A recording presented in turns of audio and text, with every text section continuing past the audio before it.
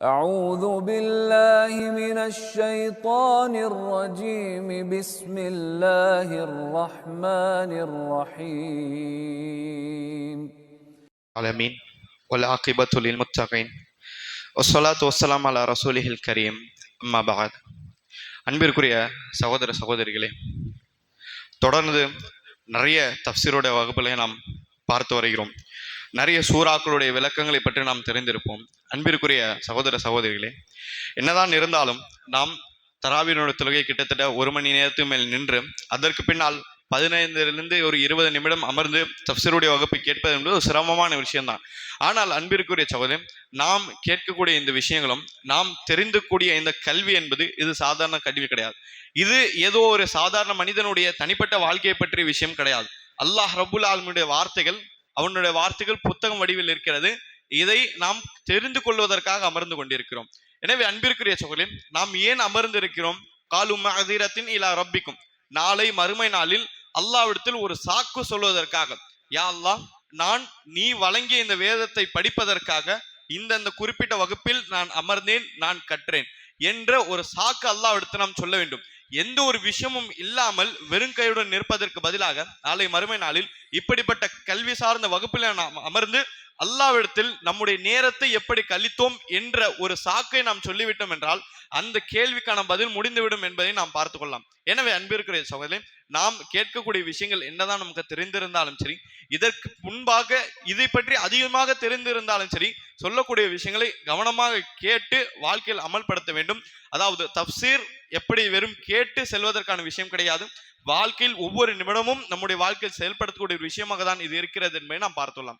அன்பிற்குரிய அல்லாஹ் நல்லடியார்களே, கடைசியாக 25வது சூரா அல் ஃபுர்கானுடைய தஃப்சீரை பற்றி நாம் பார்த்து வந்தோம். அதை தொடர்ந்து அன்பிற்குரிய சகோதரே, நேற்றைய தராவில் சூரத்து அல் ஃபுர்கான் முடிக்கப்பட்டு 26வது சூறாவாக சூரா அஷ்-ஷுஆரா தொடங்கப்பட்டது. சூரா அஷ்-ஷுஆரா என்று சொன்னால் அதாவது கவிஞர்கள் என்று என்பது ஒரு அர்த்தம். யார் கவிதை சொல்கிறார்களோ அவர்தான் கவிஞர் என்று சொல்லப்படும்.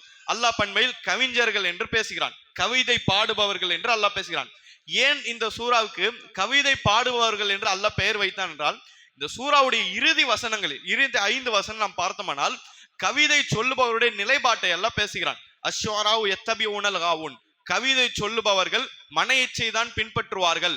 அலம் தர அன்னஹும் ஃபீ குல்லி வாதி யஹிமூன், நபியை நீ பார்க்கவில்லையா, கவிதை சொல்லுபவர்கள் ஒவ்வொரு மேடு பள்ளத்திலும் ஏறி இறங்குவார்கள் என்று அல்லாஹ் பேசுகிறான். கவிதை சொல்லுபவர்கள் மேடுகளில் ஏறி இறங்குவார்கள் என்று சொன்னால் அதோடைய அர்த்தம் என்ன தெரியுமா?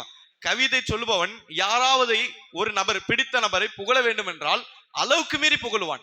அதுவே கவிதை சொல்லக்கூடிய நபருக்கு ஒரு மனிதனை பிடிக்கவில்லை என்றால் அவனை எதிர்த்து கவிதை சொல்ல வேண்டும் என்றால் ரொம்ப மோசமாக அவனை டீக்ரேட் செய்து விடுவான், ரொம்ப மோசமாக தரைக்குறைவாக பேசிவிடுவான். இது எப்படி? நீண்ட பேராகிராஃப் மூலியமாகவோ மிகப்பெரிய பயான்கள் மூலமாக கிடையாது. 1 வரி 2 வரி கவிதை தான் சொல்லுவான், அதில் மிகப்பெரிய அர்த்தங்கள் அடங்கியிருக்கும். கவிதை என்பது ஓரிரு வரிகள் தான் இருக்கும், ஆனால் பெரிய அர்த்தங்கள் கொண்டிருக்கும். எனவே அவன் பேச ஆரம்பித்தால் ஒருவனை உயர்த்த வேண்டும் என்றால் மிக பயங்கரமாக உயர்த்துவான், தாழ்த்த வேண்டும் என்றால் மிக மோசமாக தாழ்த்துவான். இதுதான் கவிஞனுடைய ஒரு செயல் என்பதை அல்லாஹ் ரப்பல் ஆலமீன் பேசி வருகிறான். இல்லல்லதீன ஆமனு வஅமிலுஸ் ஸாலிஹாத், ஈமான் கொண்டு நல்ல அமல்கள் செய்பவர்கள் இப்படிப்பட்ட கவிஞராக இருக்க மாட்டார்கள் என்று அல்லாஹ் ரப்பல் ஆலமீன் சொல்லி காண்பிக்கிறான். அதாவது மார்க்கம் தெரியாத கவிஞர்கள் தான் இப்படி இருப்பார்கள். மார்க்கம் படித்த சஹாபா பெருமக்கள் கூட கவிதை சொன்னார்கள். அவர் எப்படி கவிதை சொன்னார்கள்? மார்க்கம் ஒட்டக்கூடிய வகையில், இஸ்லாத்தை பாதுகாக்கக்கூடிய வகையில் சஹாபாக்கள் கவிதை சொன்னார்கள். உதாரணமாக ஹஸ்ஸான் பின் சாபித் ரதியல்லாஹு அன்ஹு சொல்லக்கூடிய ஒரு நபித்தோழர் இருந்தார்கள்.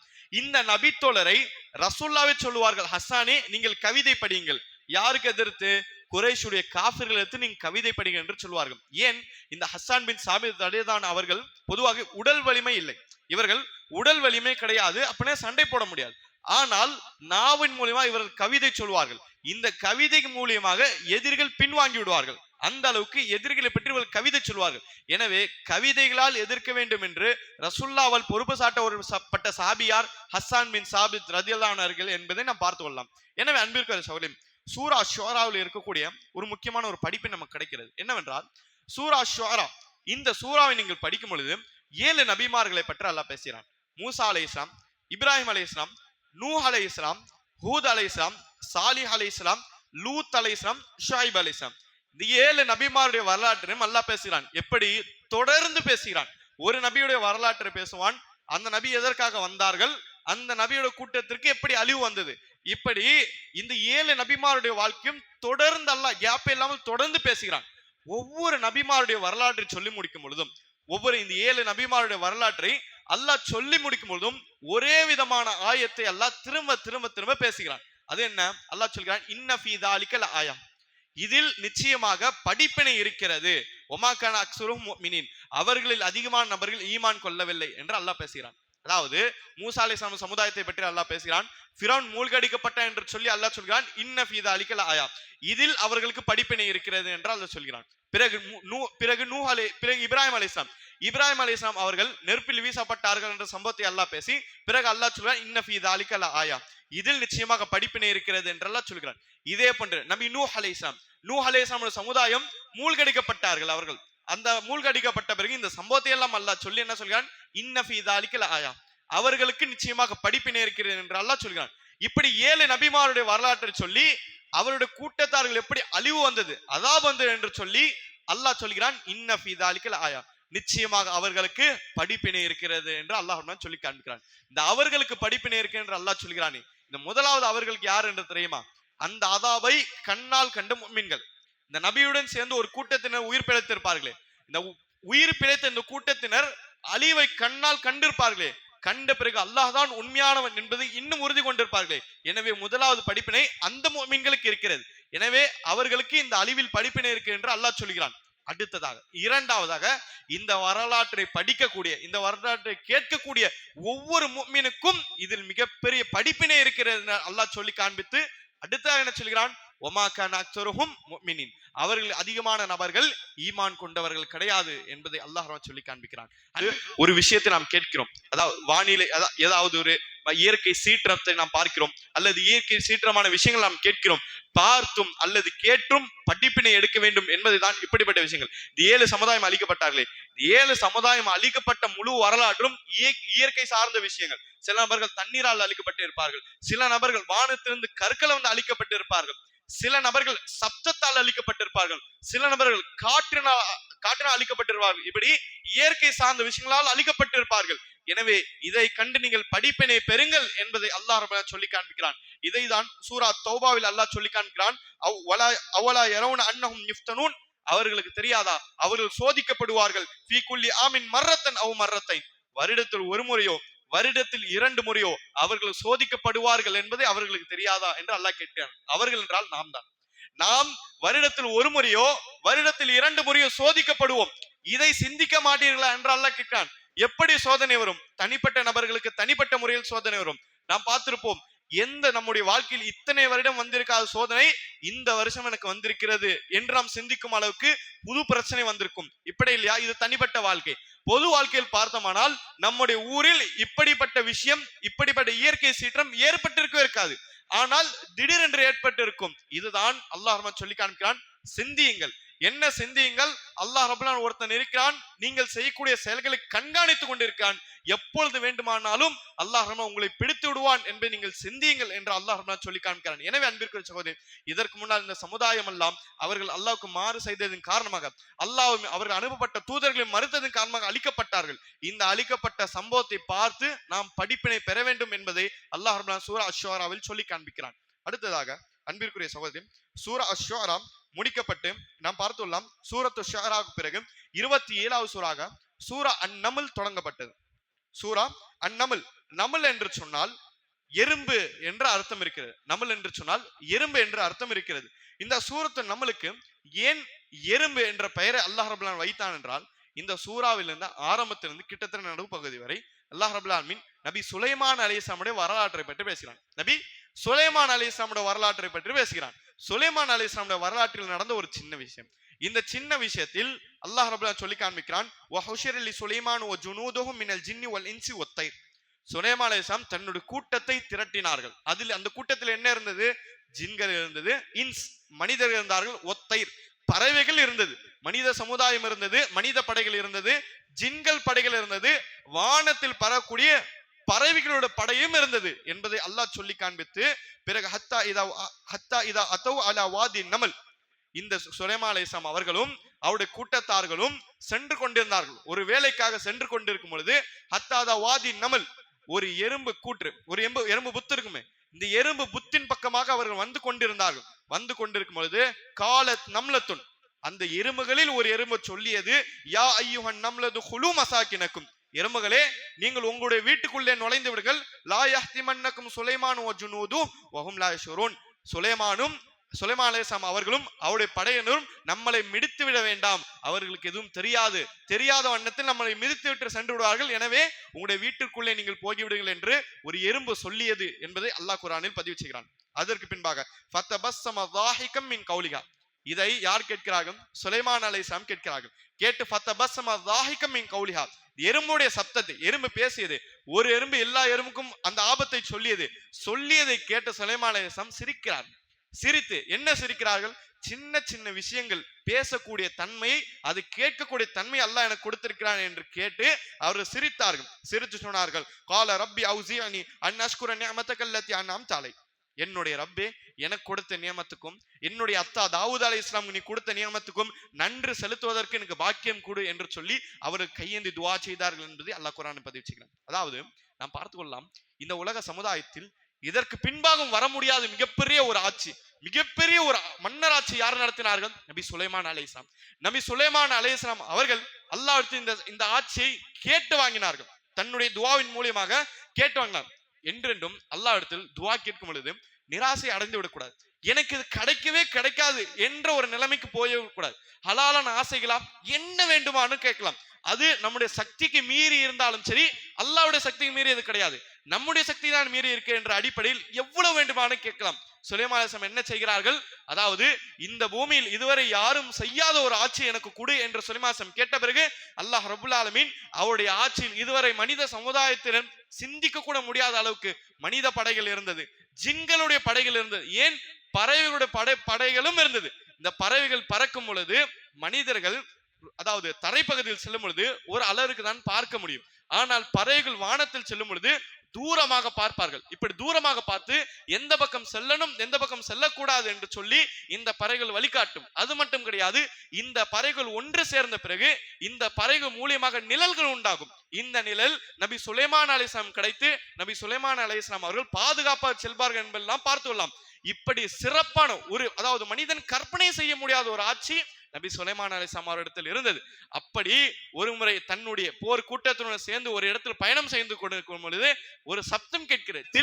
யமன் தேசத்தில் இருக்கக்கூடிய அவர்களுடைய சிம்மாசனம் பலஸ்தீனுக்கு கொண்டு வரப்படுகிறது, அவர்களுக்கே தெரியாமல். இது கொண்டு வந்த பிறகு இதுதான் ஒரு சோதனை. என்ன சோதனை என்றால், பொதுவாகவே இந்த பெண்மணிக்கு ஒரு பெருமை இருந்தது. என்னது? ஆட்சி செய்யக்கூடிய பெருமை. இந்த ஆட்சி செய்யக்கூடிய பெருமை, இந்த பெண்மணிக்கு மூளையே வேலை செய்யாது என்பதை சுலைமான் நிரூபிக்க விரும்பினார்கள். எப்படி? இவர்கள் இத்தனை வருடம் அமர்ந்து ஆட்சி செய்து கொண்டுதான் அந்த சிம்மாசனத்தை மாற்றி அதாவது சில சேஞ்சஸ் பண்ணுகிறார்கள், சில மாற்றத்தை செய்கிறார்கள். எப்படி மாற்றம் என்றால், இந்த பெண்மணி கண்டுபிடிக்கிறார்களா இல்லையா என்பதை பார்ப்பதற்காக ஒரு மாற்றம் செய்கிறார்கள். மாற்றம் செய்த பிறகு அந்த சிம்மாசனம் மிகப்பெரிய சிம்மாசனம். எப்படிப்பட்ட சிம்மாசனம் என்றால், அதாவது கால் வைக்கக்கூடிய இடமெல்லாம் கண்ணாடிகளாக மாற்றுகிறார்கள். கால் வைக்கக்கூடிய இடமெல்லாம் பளிச்சுன்னு இருக்கக்கூடிய கண்ணாடிகளாக சுலைமான் மாற்றுகிறார்கள். மாற்றிய பிறகு சில நாட்களில் இந்த பெண்மணியும் அவருடைய கூட்டத்தார்களும், அதாவது சுலைமான் சந்திப்பதற்காக வருகிறார்கள். வந்த பின்பு சுலைமான் சந்தித்த பிறகு அந்த பெண்மணி நுழையும் பொழுது, எப்படி நுழைகிறார்கள்? தன்னுடைய கீழாடை லேசாக தூக்கியவாறு இந்த பெண்மணி நுழைகிறார்கள். ஏன் இந்த பெண்மணி அப்படி நுழைகிறார்கள்? அந்த சிம்மாசனம் கண்ணாடி போன்று செய்து வைத்திருந்தார்களே, இந்த பெண் அதனை தண்ணீர் என்று நினைத்தார்கள். அவ்வளவு பளிச்சென இருந்தது. அதாவது கண்ணாடியை தண்ணீர் என்று நினைத்து இந்த பெண்மணி ஏமாந்து தன்னுடைய கீழாடையை தூக்கியவாறு இந்த பெண்மணி நுழைகிறார்கள்.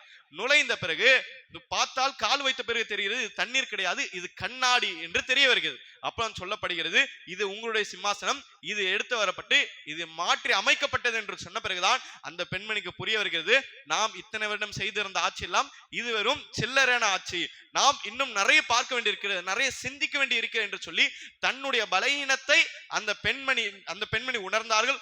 உணர்ந்த பிறகு அந்த பெண்மணி சொன்ன வார்த்தை, என்னுடைய இறைவா, இத்தனை வருடம் நாங்கள் எங்களுக்கு அநியாயம் செய்து கொண்டோம், இப்பொழுது சுலைமான் அலைஹிஸ்ஸலாம் அவருடைய ரப்பின் மீது நாங்கள் ஈமான் கொண்டோம் என்று சொல்லி முதலாவது அந்த ஆட்சி செய்து கூட அந்த பெண் இஸ்லாம் கொண்டார்கள். பிறகு அவர்கள் பின்னால் இந்த சபையின் அனைவரும் இஸ்லாம் கொண்டார்கள். பிறகு சொல்லப்பட்ட பிறகு சபா கூட்டத்தின் அனைவரும் இஸ்லாத்தை ஏற்றார்கள் என்ற சம்பவத்தை நாம் பார்க்கலாம். அதாவது அன்பிற்குரிய சகோதரன், என்னதான் சுலைமான் அலைஹிஸ்ஸலாம் மிகப்பெரிய ஆட்சி இருந்தாலும் எடுத்தோடன் போய் போர் செய்து ஆட்சி செய்து அவர்களை அடித்து துன்புறுத்தலாம் என்று இல்லாமல் சிந்திக்கக்கூடிய வகையில் ஒரு மனிதன், அதாவது ஒரு மனிதனின் மூளை மங்கி கிடைக்க என்றால் அந்த மனிதனின் மூளையை சிந்திக்க வைக்கக்கூடிய அளவில் சுலைமான் அலைஹிஸ்ஸலாம் இப்படிப்பட்ட ஒரு செயலை செய்தார்கள் என்பதை நாம் பார்த்துக்கொள்ளலாம். இதுதான் அல்லாஹ் ரப்பல் ஆலமீன் சூரா அன்-நம்ல் மிக விரிவாக்கமாக பேசுகிறான் என்பதை நாம் பார்த்துள்ளோம். இன்ஷா அல்லாஹ் நாளை வரக்கூடிய நாளில் சூரா அல்-அன்கபூத் மற்றும் சூரா அல்-கஸஸ் உடைய சுருக்கமான தஃப்சீரை பற்றி பார்க்கலாம். வாஹிரு தவானா அனில் ஹம்துலில்லாஹி ரப்பில் ஆலமீன்.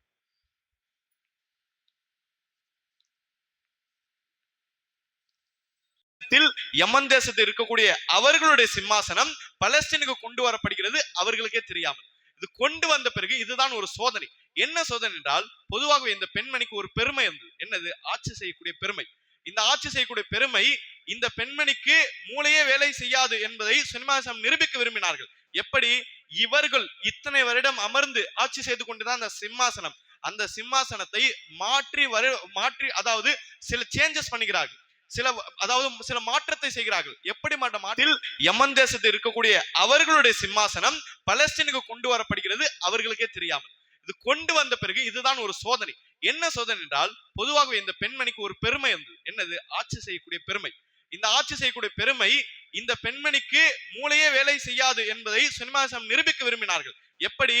இவர்கள் இத்தனை வருடம் அமர்ந்து ஆட்சி செய்து கொண்டுதான் அந்த சிம்மாசனத்தை மாற்றி அதாவது சில சேஞ்சஸ் பண்ணுகிறார்கள், சில மாற்றத்தை செய்கிறார்கள். எப்படி மாற்றம் என்றால், இந்த பெண்மணி கண்டுபிடிக்கிறார்களா இல்லையா என்பதை பார்ப்பதற்காக ஒரு மாற்றம் செய்கிறார்கள். மாற்றம் செய்த பிறகு அந்த சிம்மாசனம் மிகப்பெரிய சிம்மாசனம். எப்படிப்பட்ட சிம்மாசனம் என்றால், அதாவது கால் வைக்கக்கூடிய இடமெல்லாம் கண்ணாடிகளாக மாற்றுகிறார்கள். கால் வைக்கக்கூடிய இடமெல்லாம் பளிச்சுன்னு இருக்கக்கூடிய கண்ணாடிகளாக சுலைமான் மாற்றுகிறார்கள். மாற்றிய பிறகு சில நாட்களில் இந்த பெண்மணியும் அவருடைய கூட்டத்தார்களும் அதாவது சுலைமான் சந்திப்பதற்காக வருகிறார்கள். வந்த பின்பு சுலைமான் சந்தித்த பிறகு அந்த பெண்மணி நுழையும் பொழுது எப்படி நுழைகிறார்கள்? தன்னுடைய கீழாடை லேசாக தூக்கியவாறு இந்த பெண்மணி நுழைகிறார்கள். ஏன் இந்த பெண்மணி அப்படி நுழைகிறார்கள்? அந்த சிம்மாசனம் கண்ணாடி போன்று செய்து வைத்திருந்தார்களே, இந்த பெண் அதனை தண்ணீர் என்று நினைத்தார்கள். அவ்வளவு பளிச்சென இருந்தது. அதாவது கண்ணாடியை தண்ணீர் என்று நினைத்து இந்த பெண்மணி ஏமாந்து தன்னுடைய கீழாடை தூக்கியவாறு இந்த பெண்மணி நுழைகிறார்கள். நுழைந்த பிறகு பார்த்தால் கால் வைத்த பிறகு தெரிகிறது இது தண்ணீர் கிடையாது, இது கண்ணாடி என்று தெரிய வருகிறது. அப்புறம் சொல்லப்படுகிறது, இது உங்களுடைய சிம்மாசனம், இது எடுத்து வரப்பட்டு இது மாற்றி அமைக்கப்பட்டது என்று சொன்ன பிறகுதான் அந்த பெண்மணிக்கு புரிய வருகிறது, நாம் இத்தனை வருடம் செய்திருந்த ஆட்சி எல்லாம் இது வெறும் சில்லறையான ஆட்சி, நாம் இன்னும் நிறைய பார்க்க வேண்டியிருக்கிறது, நிறைய சிந்திக்க வேண்டி இருக்கிறது என்று சொல்லி தன்னுடைய பலவீனத்தை அந்த பெண்மணி உணர்ந்தார்கள். உணர்ந்த பிறகு அந்த பெண்மணி சொன்ன வார்த்தை, என்னுடைய இறைவா, இத்தனை வருடம் நாங்கள் எங்களுக்கு அநியாயம் செய்து கொண்டோம், இப்பொழுது சுலைமான் அலைஹிஸ்ஸலாம் அவருடைய ரப்பின் மீது நாங்கள் ஈமான் கொண்டோம் என்று சொல்லி முதலாவது அந்த ஆட்சி செய்து கூட அந்த பெண் இஸ்லாம் கொண்டார்கள். பிறகு அவர்கள் பின்னால் இந்த சபையின் அனைவரும் இஸ்லாம் கொண்டார்கள். பிறகு சொல்லப்பட்ட பிறகு சபா கூட்டத்தின் அனைவரும் இஸ்லாத்தை ஏற்றார்கள் என்ற சம்பவத்தை நாம் பார்க்கலாம். அதாவது அன்பிற்குரிய சகோதரன், என்னதான் சுலைமான் அலைஹிஸ்ஸலாம் மிகப்பெரிய ஆட்சி இருந்தாலும் எடுத்தோடன் போய் போர் செய்து ஆட்சி செய்து அவர்களை அடித்து துன்புறுத்தலாம் என்று இல்லாமல் சிந்திக்கக்கூடிய வகையில் ஒரு மனிதன், அதாவது ஒரு மனிதனின் மூளை மங்கி கிடைக்க என்றால் அந்த மனிதனின் மூளையை சிந்திக்க வைக்கக்கூடிய அளவில் சுலைமான் இப்படிப்பட்ட ஒரு செயலை செய்தார்கள் என்பதை நாம் பார்த்துக்கொள்ளலாம். இதுதான் அல்லாஹ் ரப்பல் ஆலமீன் சூரா அன்-நம்ல் மிக விரிவாக்கமாக பேசுகிறான் என்பதை நாம் பார்த்துள்ளோம்.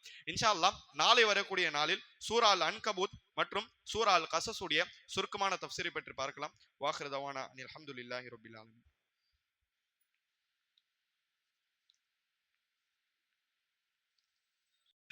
யமன் தேசத்தில் இருக்கக்கூடிய அவர்களுடைய சிம்மாசனம் பலஸ்தீனுக்கு கொண்டு வரப்படுகிறது அவர்களுக்கே தெரியாமல். இது கொண்டு வந்த பிறகு இதுதான் ஒரு சோதனை. என்ன சோதனை என்றால், பொதுவாகவே இந்த பெண்மணிக்கு ஒரு பெருமை இருந்தது. என்னது? ஆட்சி செய்யக்கூடிய பெருமை. இந்த ஆட்சி செய்யக்கூடிய பெருமை இந்த பெண்மணிக்கு மூளையே வேலை செய்யாது என்பதை சுலைமான் நிரூபிக்க விரும்பினார்கள். எப்படி? இவர்கள் இத்தனை வருடம் அமர்ந்து ஆட்சி செய்து கொண்டுதான் அந்த சிம்மாசனத்தை மாற்றி அதாவது சில சேஞ்சஸ் பண்ணுகிறார்கள், சில மாற்றத்தை செய்கிறார்கள். எப்படி மாற்றம்